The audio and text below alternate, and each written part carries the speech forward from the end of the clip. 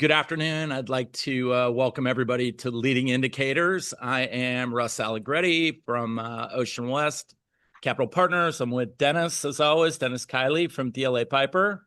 I'm Dennis Kiely, a partner at DLA Piper here in New York City. Today, we're going to focus on the New York City office market. We're really fortunate to have with us Adam Spies. I would tell you, Adam is the co-head of capital markets at Newmark. Adam, for as long as I can remember, has really been the preeminent broker in New York City. And probably by volume, I would say, probably, if not the top broker in America, probably one of the top five.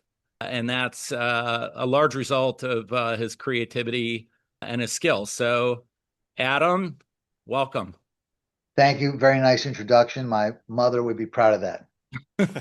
Let's just kind of get going, and maybe Adam, just to kind of acquaint everybody, why don't you kind of give us a little bit of background on Newmark and what you guys are doing in this market and your role in everything? Sure. As you mentioned, I co-head capital markets.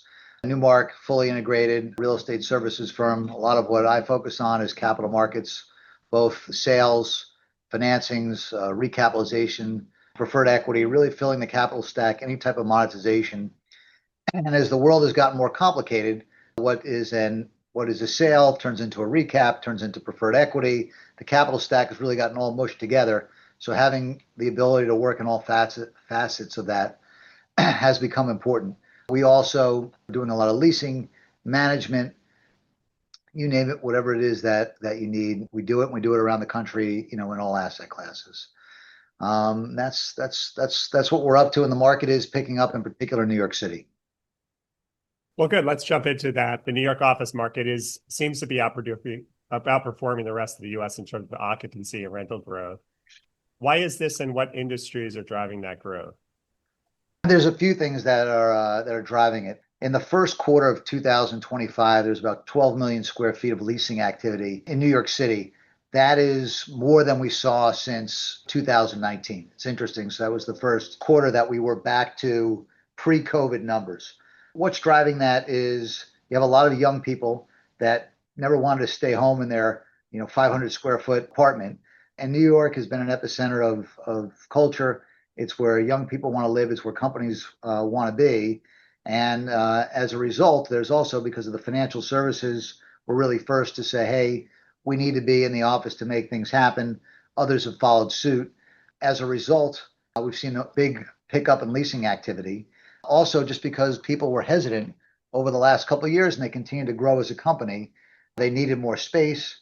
And the other interesting dynamic that we're seeing in New York, a lot of office buildings have been taken offline to do office to residential conversions. We've had some legislation that's passed that's helped that, or office to condo conversions, which we've been in the middle of a lot of those. So as a result of, one, the culture here being led by financial services, coming back to work, the growth in industry here, and also the repurposing of a lot of our offices has led to a little bit of I shouldn't say a little bit, but a renaissance in the office market here in New York. That's great, Adam. It's helpful. When we look at things and we read stats and see things, we're seeing a lot about the trophy properties and lots of activity in Midtown. Are you seeing, because of that, are you seeing demand that's starting to spill over to other markets outside of Midtown or to other office classes? So, the answer is yes. Where we're seeing it right now is Midtown South, which we've seen in the past. So buildings like 2 Park Avenue, south of 42nd Street, we had a large user purchase that property, 1 million square feet. 225 Park Avenue South, a vacant building. 2 institutions, which are interesting. We talk about buyers that are coming back to the market. Sage Hall and TPG are buying those 2 buildings at 700,000 square feet of vacant space. We're selling a couple other buildings in Park Avenue South. So one, and those are B buildings in good locations. So you're seeing it in other classes of office assets, which you've asked. We're seeing it in Midtown South. And then in downtown, you're really not seeing a tremendous amount of office activity. But what's happening, because a lot of the buildings are getting converted there from office to residential, there are tenants in those buildings that are getting converted that need a place to go. So that's spurring some actual leasing from the buildings that are remaining office. And what we expect to see is Midtown continues to fill up, Midtown South continues to fill up, buildings come off the market, downtown will eventually see some more pure leasing activity. Those residential conversions, are you seeing significant activity now in residential conversions here in Midtown? I know downtown, it's been a story for the last 3 decades, and it seems like it's continuing. Can you discuss a little bit how that's starting to take shape here in Midtown Manhattan? Part of the reason why it's become interesting is there's now a tax abatement where if you are to convert office to residential, you can get a long-term tax abatement, which is beneficial. And candidly, that's the tax abatement you get is better for converting than building a new building. So the building of new residential buildings have really, if you look at the starts, has been very slow, and our occupancy or vacancy rate is de minimis here. You know, in New York, candidly, all the apartments always get leased up. Just what's the rent that you're going to charge? So you've seen very little supply, with what's called 421A not being renewed. When it was finally renewed, it was changed. They put enacted something called 467M, which allowed you to get this abatement from office to residential and get an abatement. You asked the question about Midtown. The reason it hasn't happened in Midtown, there hasn't been that many buildings that are available to do it, or haven't been positioned to do it, or you couldn't buy it at a good enough price to do it. So a lot of that has changed. Where you've seen some of that happen is on 3rd Avenue. So it was a building on 42nd and 3rd Avenue, which we sold for the Durst's organization. Some people looked at it to continue to do office. Some people looked at it as residential. Ultimately, a residential converter, which was David Warner with Nathan Berman, said, we're going to convert this building. It'll take some time. They're doing that on a number of buildings on 42nd Street. You know, another building, the Rudin families own themselves for 845 3rd Avenue, which is in the 50s on 3rd Avenue. They have decided to convert that. We've brought a capital partner in for them to do that conversion. So where you're seeing a number of those conversions happen are on 3rd Avenue, because that is not in the center of Midtown and the floor plates are good. So you are seeing that happen in Midtown where it makes sense. Probably makes the most sense. Office buildings on 3rd Avenue, 2nd Avenue, but you know, we sold a building on Lexington Avenue. Half the bidders, actually the finalists, 4 of them were office to resi converters. 1 was just office, and the office person won it. So if it makes sense, people will do it. You lose a lot of square footage, but there's just fewer opportunities. I've seen, you know, we're alluding to some more value add or heavy lift properties. Are you seeing core buyers come back in New York City, core plus guys? You know, is that as vibrant as people looking for value add opportunities, or, you know, how are you seeing that play out? Yeah, sure. Great question. So there's less core money than there used to be. Part of that reason is a lot of the open-end funds are seeing redemptions, so they still have redemption queues and need to return that capital. The non-traded REITs have seen redemptions, so they have not been big buyers. What we are seeing is a number of the insurance company buckets, as well as there's been a lot of money to go into credit. So if you can do net leases or single tenant leases, there's core money for that. But really, where you're also seeing some of the core, what you'll call core money, is some of it's coming from the private buyers, but they've been very focused on basis. So they'll say, I'll buy it at a low cap rate, but this basis is a terrific basis. So there is still more money, investors that like credit versus equity. That's starting to change.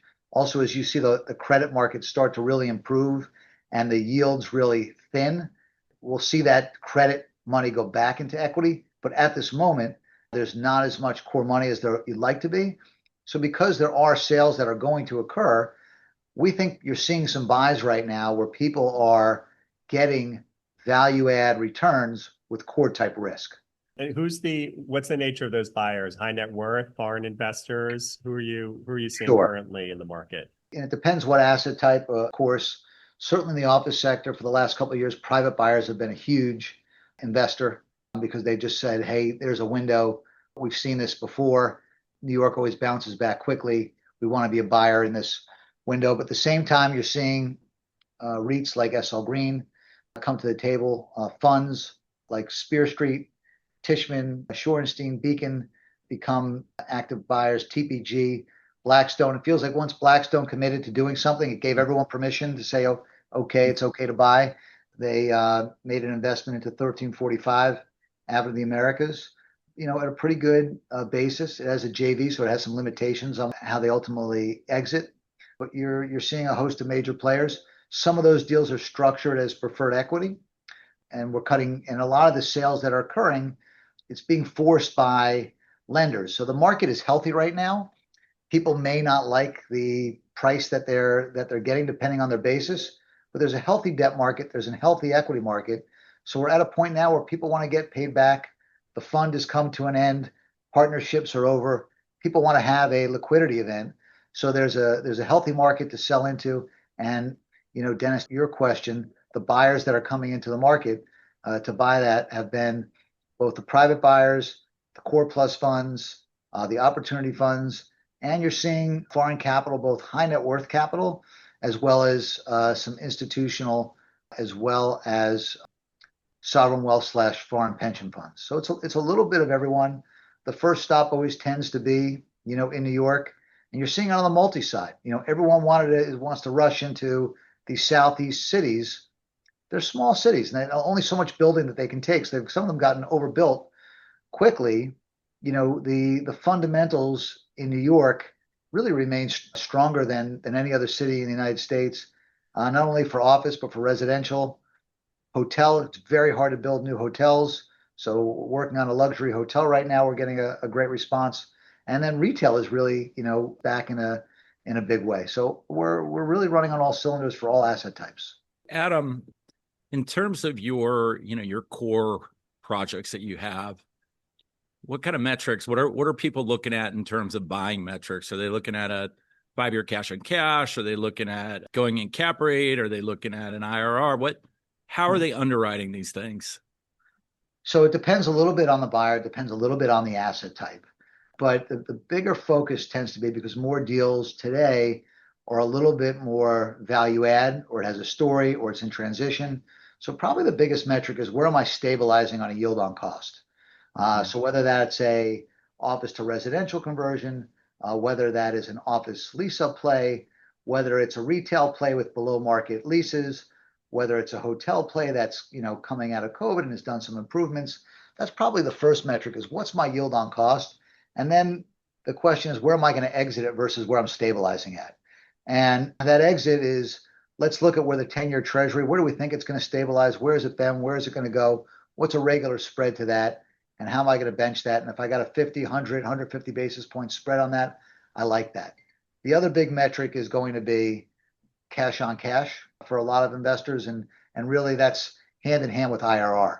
So a number of deals, because they involve a lot of structure, or otherwise won't have a big cash on cash, but they'll have a pretty good IRR multiple, in particular, where you can take advantage of a special servicer who will extend you for 3, 4, 5 years, a lender who will cut an AB note. You're coming into those deals relatively leveraged, because you're taking advantage of the existing debt, and you're coming in with the good news money. As such, it's a moment in time where you can buy large deals with a relative low amount of equity, and if you can sell at some type of normalized basis, you can make a pretty good, return. It didn't go well for the last person, but okay, that last person moves on. They take what money they can get. That was a bad deal for them. They can reinvest in another deal. So more people are willing to move on.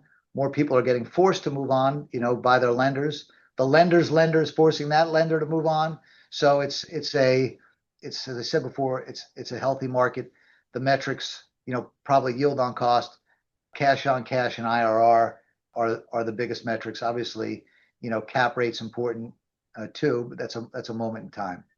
Question: if you were an investor, where would you focus your time and capital, given some of the market forces at work today? It's a great question. There's two parts of me on that. There's part of it is saying, hey, preferred equity is such a great spot to play. These buildings are going to need refinancing. There's going to be a gap that's needed. I could be in a relatively safe place. I could make a higher return. Maybe that's 11, 12, 13%. I could put some back leverage on that. But the other side of me would say, this should be the golden age of buying right now, and I don't want to limit my upside. And doing this 25 years in New York and seeing a couple of cycles, I've watched a number of people over the years, really make a lot of money, and it has been buying and owning the equity in times like these, right? So I'd focus a lot on asset quality, no matter what asset type. I'd probably overpay a little bit for higher quality assets. The other great place to play is deals of size if you're able to do them. Just because there's a little less equity in the market today, it's harder to write a check of size, and candidly, someone will likely be able to execute at a better price. If you're exiting in a market that has a lot more liquidity like it's had in the past, then there'll be more pressure on that terminal cap rate and you'll do well. So deals of size, deals of quality. I like residential deals of size because the fundamentals are so strong. And I think there's a perceived discount. When I'm at my ULI council and people are talking about, buying something in Charlotte at a 4.25, 4.5 cap rate, and you could buy a beautiful Class A residential building here at a 5.25 today. That seems like it's upside down to me with greater fundamentals here. So Adam, a lot of our investors, they do play in that sub debt space. So, and I know you're active in that space. What kind of pricing are you seeing? Call it, up to say 55 to 65% LTV. And then what are you kind of seeing higher than that? Call it 65 to 75% LTV. So let's focus on the higher piece. More of the sub debt that we're involved in is pref. We do a lot of mezz as well. I'm a little bit less involved, so pref's a little bit more inefficient. A lot of times you're doing it behind agency paper because they won't allow for mezz. We're doing one right now behind a life company that's not going to allow for mezz and won't even give a recognition agreement, but the sponsorship is very good. So the most inexpensive may be 10 to 11% on the lower range. And if that's resident, that's probably for residential. The other big thing someone's going to be looking for is a minimum multiple. The lowest you're going to see that is, the highest quality deals will be a 1.3, 1.35. If it's office, it may be more like 15%, 13 to 15%. Maybe it has a participation on top of that if there's not a lot of current pay. So the levers on that are current pay versus accrual.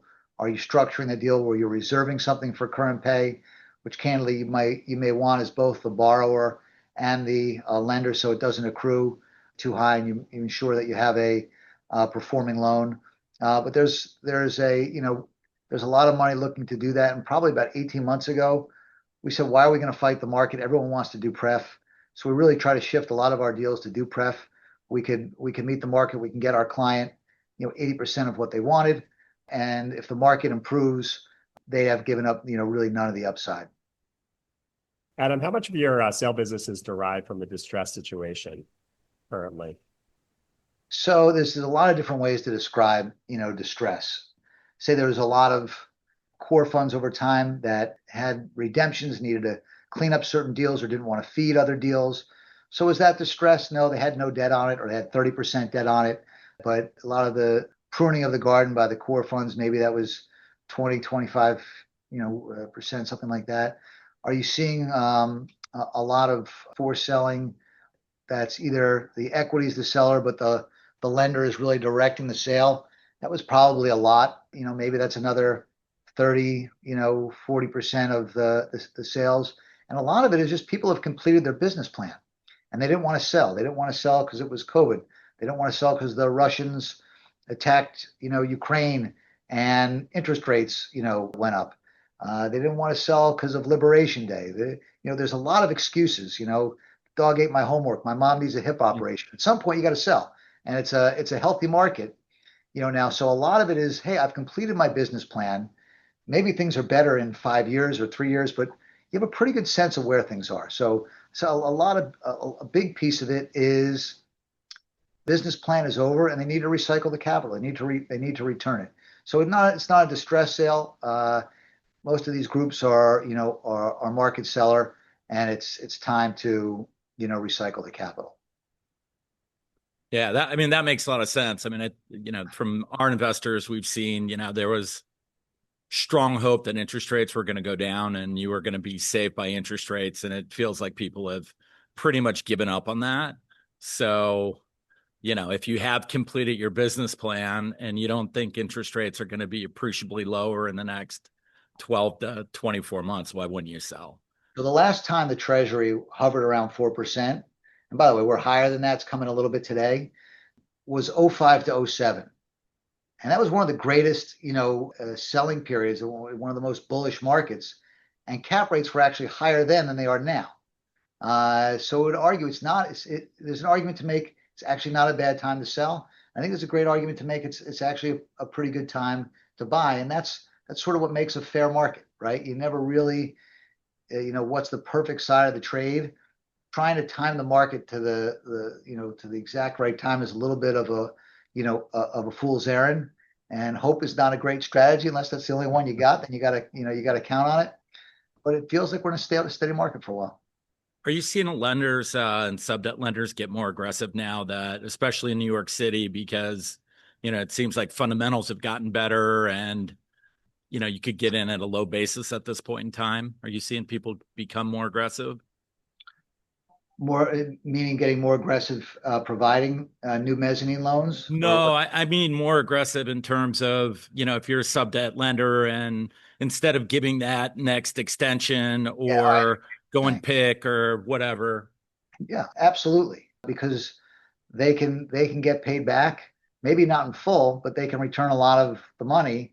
And really, they've been giving these extensions for a long time now, right? So, at some point, that sub-debt lender needs to pay their repo line back or their credit line back. So we are seeing more of those lenders enact their rights, as firsthand, and say, "Hey, this is actually a good time to own. I want to own this asset. If the borrower doesn't want to pay me back, or I'd like to sell it, or I'm going to sell it, but I'll stay in for a piece of it for some potential participation, on the upside." So the short answer to your question is yes, we are seeing that.